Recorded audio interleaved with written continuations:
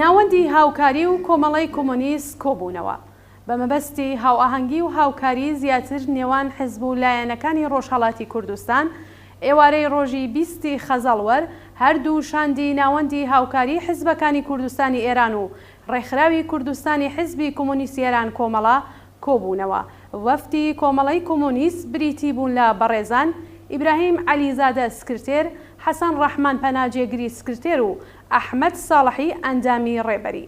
وەفدی ناوەند بریتی بوون لە بەڕێزان عومەر ئیلخانیزادە سکرتێری کۆمەڵەی زەحمەتکێشان و بەرپرسی دەورەی ناوەند، ئەبوبەکر مودەڕسی جێگری سکرتێری کۆمەڵەی شۆڕژگێڕی زەحمەتکێشانی کوردستانی ئێران، محەممەد نەزیف قادری جێگری دووهەمی لێپرسراوی گشتی حیزبی دموکرات، عەتا ناسر سەقزی ئەندامی کومیتەی ناوەندی کۆمەڵەی زەحمەتکێشان.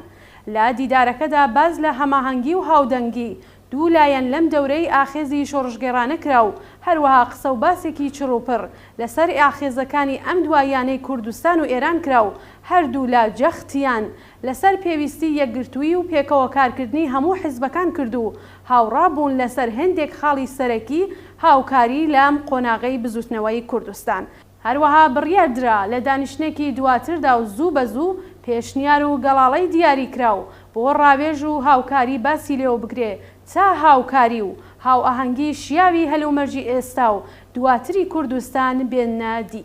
ڕێکخراوی کوردستانی حیزبی کۆمۆنیستی ئێران کۆمەڵە ناوەندی هاوکاری حیزبەکانی کوردستانی ئێران 21 خەزەڵوەری 1401 هەتاوی بەرامبەر لەگەڵ 12 نۆڤەمبری 2022.